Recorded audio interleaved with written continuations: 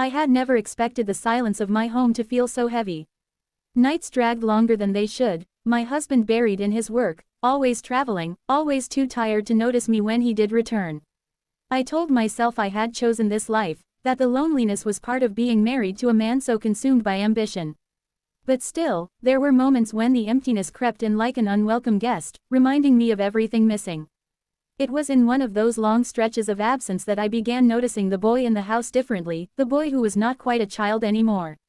My husband's son, my stepson. He carried the awkward weight of youth slipping into manhood, uncertain of himself yet eager to be seen. His voice had deepened, his shoulders had broadened, but there was a softness in his eyes that betrayed inexperience. At first, it was nothing more than simple fondness when he spoke to me, a polite respect for the woman who had stepped into his father's life. Yet there were times when I caught him looking longer than he should, eyes flickering away as though guilty of being caught. And though I should have dismissed it, some part of me, a restless part buried under years of neglect, held onto it. I told myself I was imagining things, but the air between us shifted little by little. He would linger near me in the kitchen, offering to help with the smallest tasks. His laughter came too quickly at my words, his eyes searching mine for approval. Once, when I brushed a stray lock of hair from his forehead, his breath hitched so subtly that only someone listening as closely as I was would notice. My heart beat faster than it should have. I pulled my hand away, reminding myself who I was, who he was, and what lines must never be crossed. Yet the warmth of that small, innocent touch stayed with me long after. I began comparing. I couldn't help it. Where my husband's presence felt cold, mechanical, filled with duty, the boy's presence was alive with unspoken energy. He asked questions about life, about choices, about dreams his father never cared to hear. There was curiosity in him, a hunger to understand the world and his place in it. And when his eyes met mine, wide and earnest, I felt something stir that I had not allowed myself to feel in years, seen, wanted, even admired. One evening, as we sat talking about nothing important, he hesitated before asking a question that tightened my chest. His words were uncertain, but the meaning was clear enough. He wondered aloud about love, about first experiences, about how people knew when the moment was right. I felt my breath catch. His cheeks flushed as he quickly added that his friends made it seem so easy, but for him, it was different. He wasn't sure he would ever be ready, wasn't sure if he even knew what intimacy truly meant. The innocence of his confession disarmed me. I wanted to comfort him, to reassure him that time would bring clarity, but the way he looked at me, searching, vulnerable, hopeful, made my skin prickle with heat. I should have ended the conversation there, drawing boundaries, reminding him of the roles we played. But instead, I found myself speaking softly, carefully, as though we were sharing a secret no one else could hear. The weight of the words hung between us, neither of us saying aloud what we both knew lingered beneath. When he finally looked away, embarrassed by his own honesty, I felt my pulse racing, a mix of fear and forbidden anticipation curling inside me. Something had shifted permanently, and I knew life in this house would no longer be the same. The days that followed carried an unspoken tension, like the house itself was holding its breath. I found myself replaying that conversation in my mind, the look in his eyes, the nervous tremor in his voice, and the way my own heart betrayed me by racing faster than it should have. It was wrong, I knew it with every fiber of my being, yet the memory clung to me, refusing to let go. I told myself to stay distant, to retreat into the safety of my role, but every time I tried, something small drew me back. His voice calling from another room, his laughter floating down the hallway, even the sound of his footsteps, ordinary things suddenly felt amplified, charged. One evening, he appeared at the doorway while I sat reading. There was a hesitation in his stance, as though he debated whether to enter or not. When he finally stepped closer, he asked about my day, about the book in my hands, about anything that would allow him to linger. I answered casually, but beneath my calm tone my chest throbbed with an unsteady rhythm. When he sat near me, too near, the warmth of his presence seeped into me, and I felt the edge of danger pressing closer. I should have stood, made an excuse, but instead I let him stay. His shoulder brushed mine when he leaned forward, and that single, accidental touch burned through the fabric of my restraint. He spoke again about how complicated it all felt for him, about how his friends teased him for being inexperienced, how he wondered if something was wrong with him. His honesty was raw, fragile, almost painful to hear.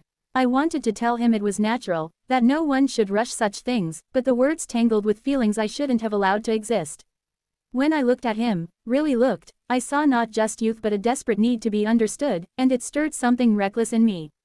I told him he wasn't broken, that some people were simply waiting for the right moment, the right connection. His eyes locked onto mine, and in that silence I knew he understood exactly what I had not said aloud. The air thickened between us, heavy with words unsaid. His gaze drifted to my lips, lingering just long enough to make my stomach twist with guilt and want. I shifted, creating space, but he leaned closer, his voice dropping as he whispered that sometimes he wished things were different, that he could be with someone who truly cared. My throat tightened. I should have stopped him then, ended the conversation, but instead I sat frozen, caught between fear and longing. My body betrayed me, drawn to the forbidden spark that should never have existed. When his hand brushed mine, tentative and trembling, I nearly pulled away. Nearly, but I didn't. For one fleeting heartbeat, I allowed it, feeling the warmth of his palm, the sincerity in that small, fragile gesture. My mind screamed at me to break the contact, yet my heart clung to it, hungry for something I had been denied for too long. It was only when he leaned forward, as though daring himself to close the distance, that I snapped back into myself. I pulled my hand away, my breath unsteady, my chest tight with shame. His face fell, a mixture of regret and disappointment flashing across his features. He mumbled an apology, barely audible, before retreating into the quiet of the house. I sat there in the silence, trembling, realizing how close I had come to a boundary I could never uncross. The image of his eyes, the warmth of his hand, and the yearning in his voice followed me even as I tried to push it away. I told myself it had to end, that I would build walls strong enough to resist, but deep down I already knew the truth. The walls had cracks, and he had found his way through them. The tension didn't fade, it only grew heavier with each passing day.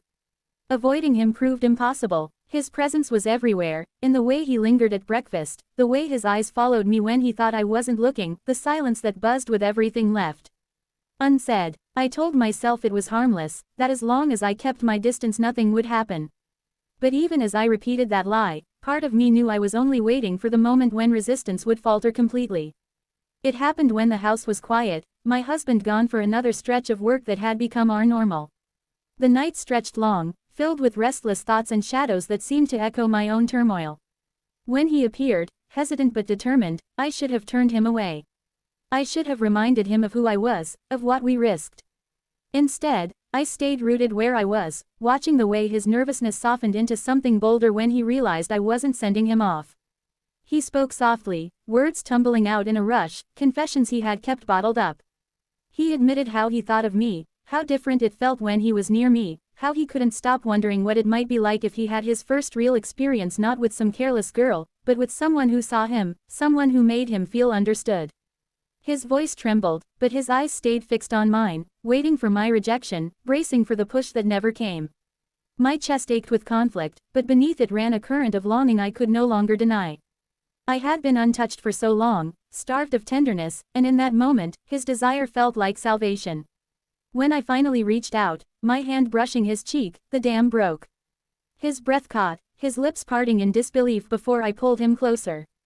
The kiss was clumsy, unsteady, but it carried the weight of months of silence and restraint. My heart pounded as if it would tear through my ribs, guilt and exhilaration colliding in a storm I couldn't escape. His hands trembled as they touched me, unsure yet eager, and for the first time I allowed myself to stop thinking, to stop resisting, to surrender to what I knew was forbidden. But the reality of first times is rarely as sweet as the fantasy. His inexperience showed in every hurried motion, every awkward attempt to please, every nervous glance to see if he was doing something wrong. The passion I had craved was tangled with clumsiness, and though part of me wanted to laugh at the innocence of it, the other part was struck by the raw truth of what we had done. It wasn't graceful, it wasn't perfect, it was messy, rushed, and filled with mistakes. Still, the intimacy of it, the crossing of a line we could never return from, left me trembling in more ways than one. After, the silence pressed down heavier than ever. He looked at me with wide, uncertain eyes, searching for reassurance, maybe even pride. I forced a small smile, though inside my chest tightened with regret. I knew what it meant, what we had risked, what we had shattered. He whispered that he had imagined it differently, that he thought it would be simple, magical. Instead, it left him confused, both ashamed and oddly proud. I stroked his hair, trying to calm him, though my own heart was in chaos. It wasn't passion that lingered afterward but the heavy truth that his first time had not gone as planned, because it was never meant to happen with me. The weight of betrayal settled over me as he drifted into a restless sleep, and I sat awake, staring into the darkness. My hands still trembled, my lips still burned, but beneath it all was the knowledge that a boundary had been shattered forever. What had been a fragile tension was now an unspoken secret binding us, dangerous and irreversible. And though I told myself I would find a way to bury it, deep down I knew the truth: nothing would ever be the same again. Morning light carried no warmth, only the sharp edge of reality. I woke with the weight of what had happened pressing down on me, heavier than any silence I had ever known. He avoided my gaze, fumbling through the kitchen with a nervous energy, spilling more than he managed to pour. His face was pale, his voice softer than usual, and though neither of us spoke about the night before, it hung between us like a shadow stretching across every corner of the house. The simple ease we once shared was gone, replaced by a secret too large to ignore. When my husband returned later that week, I felt my chest constrict with every word he spoke, every casual touch he offered. He didn't notice the way I flinched when his hand brushed mine, didn't see how his son lingered in silence, his eyes fixed on the ground. To him, life carried on as it always had. But for us, it was different now, twisted into something fragile and dangerous. The guilt gnawed at me in quiet moments, when he kissed my cheek goodbye, when he spoke proudly of his son, when he trusted me with a smile. He would never imagine the truth that sat at his own table. The boy, no, the young man, tried to hide his confusion behind small talk, but the cracks showed. He lingered near me more, as though seeking reassurance, his gaze searching mine for signs that I hadn't abandoned him after what we had done. Once, he whispered that he thought it would feel different, that he thought being close would erase his doubts, but instead he felt even more uncertain. I wanted to tell him it wasn't his fault, that the awkwardness of his first time was not unusual, but the truth was sharper: it wasn't awkward because he was inexperienced, it was awkward because it should never have happened at all. The nights grew heavier. I lay awake listening to the silence, hearing echoes of his voice, feeling the memory of his trembling hands, and wondering if I had destroyed not just my marriage but his innocence. I had wanted to believe I could separate my loneliness from my choices, that I had only stumbled once, but the truth settled in deeper with every thought: I had crossed a line that could never be uncrossed. Even if no one else ever knew, the knowledge lived inside both of us, shaping how we moved, how we spoke, how we looked at one another. One evening, he found the courage to ask what it meant. His voice cracked when he said my name, his eyes wide with hope and fear. Did it mean something more? Was there a future hidden in the shadows of what we had shared?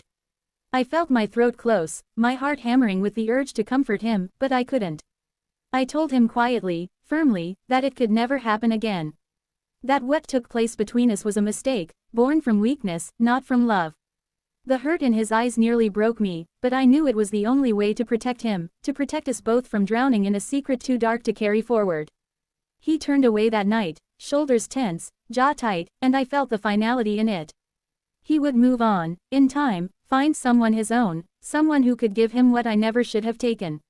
And I would remain here, beside a husband who would never know the truth, living with the silence of my betrayal. The truth lingered long after the moment passed. His first time hadn't gone as planned, not because of clumsy touches or nervous fumbling, but because it had been stolen by circumstance, wrapped in secrecy, scarred by guilt. And though I told myself that secrets could be buried, I knew in my heart this one would live with me forever. Some choices stain the soul in ways no one else can see, and this was mine to carry, silent, endless, and unforgiven.